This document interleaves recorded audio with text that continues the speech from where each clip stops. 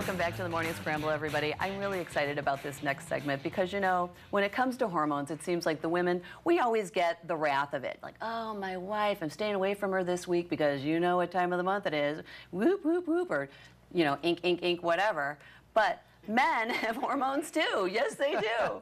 And you know that it affects everything that we do. It does. And Dr. Mark Hong is joining us this morning. He is a board-certified urologist with the Affiliated Urologists, and you are coming on to talk to us about the role of male hormones. I'm so happy to talk to you about this subject. Thank you so much for having me, and thanks for talking about this subject because it's something that doesn't really always get as much attention or headlines. I know. Well, it's always the women. Oh, you know, PMS, menopause, yada, yada, yada. And when it comes to men, it's like, oh, no, I'm perfect. Oh, really? So let's talk about male hormones and the effects of too much or too little, and let's start with how it responds to stress. Oh yeah. Well, first of all, hormones themselves, I mean, the way we define hormones, they're basically compounds that are in our bloodstream that are released out of different stimulus. So, for example, stress. For example, other things in the environment, and then they affect us in a certain way. That's how we define hormones.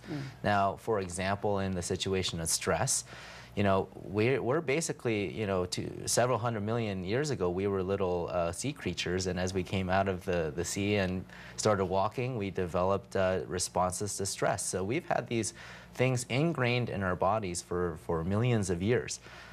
Our bodies, if you think about what a caveman had to do, you know, a caveman's walking along and a saber-toothed tiger suddenly startled him or her. Yeah. Well, that caveman or woman needs to respond in some way, and that's where we get the fight or flight reaction.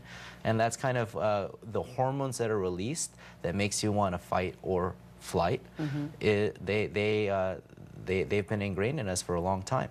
So the level of hormones, let's say, for a man who is the fighter or the screamer, those are higher than the man who's like, you know what, I'm just going to turn and walk away. Right, exactly. And, you know, given us the same situation, if we had a saber-toothed tiger come to the studio right now, you and I may respond very differently. We may respond similarly. We don't know until it happens. But we're going to respond. Yeah, I don't think of a saber-toothed tiger back here. But what it means is that, you know... Well, there it is. Whoa. Yeah, exactly. Watch your back. So, you know, what happens, though, is if you see this monster come in, you are going to have a rush of epinephrine. No matter what, you're going to get this release of chemicals. But then what happens then is it's a matter of other chemicals, other hormones that also mix in.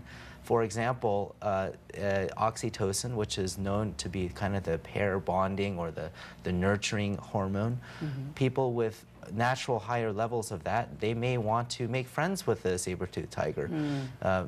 Whereas if your testosterone is raging and you've got a lot of epinephrine going through, you may grab your sword and try to kill it, or you may just run away. So these things govern our responses. Okay, so let's talk about men in midlife crisis with hormones. Is this just something like, I'm 45 and you know what, I'm just not really happy where I'm at life, so I'm going to either go out and have an affair, or I'm going to buy a new car, or I'm going to get back in shape.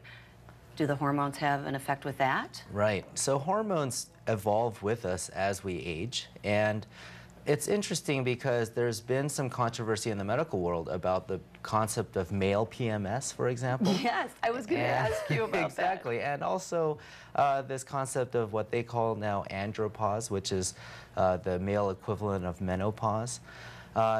And so there's people who will argue on both sides of that coin. I think my opinion is that probably these things don't exist in the state that we would think so, but there is some validity to the fact that as we age as men, our hormone environment does change.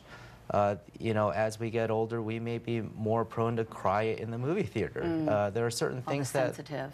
Correct. Yeah. And there's no sense in actually denying that these things are happening. You might as well embrace that these things can happen over time. When you said that there's two sides of it, I mean, quick story, I worked in radio a couple of years back. It was an all-female sales staff except for one guy.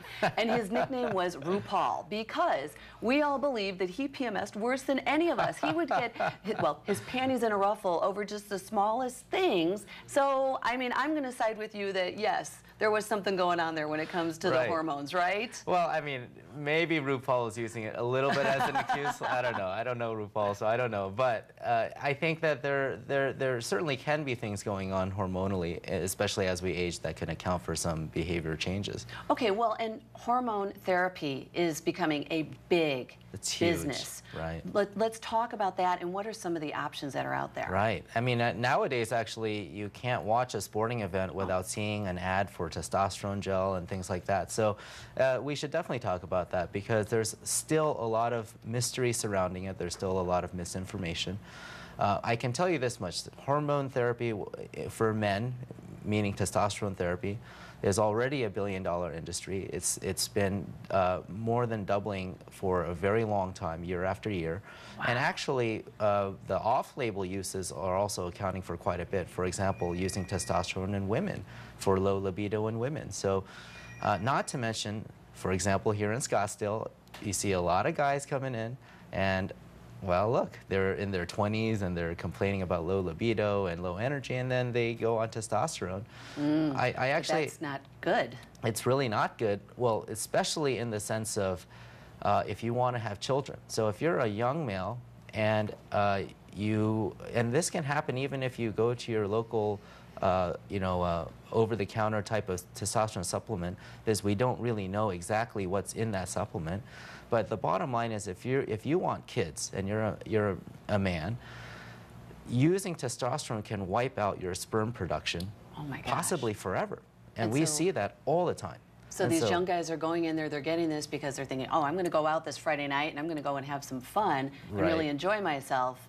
But in the and long also run, just it's get hurting a them. better workout in the gym and build muscle mass, especially here in the summer. You got to look good for that pool party. Yeah. And nobody ever tells them that, oh, by the way, if you actually want kids, then this could wipe you out forever. And it's really sad. You do see circumstances of this happening all the time. Thank you so much for joining us this morning. See, I told you, men have hormones too. It's not just us ladies. Doctor, if somebody wants to get in touch with you, where can they find out more information Well, about first you? thing, I would definitely go to my website, markkongmd.com. We have, I send out regular updates on the kinds of health information that you can use that's scientifically valid. I screen everything. So I send out updates on that, and there's an email sign up on my website. Otherwise, you can call us at 602-264-0608. Perfect. Thank you so very much. And thank you. We'll be right back after this.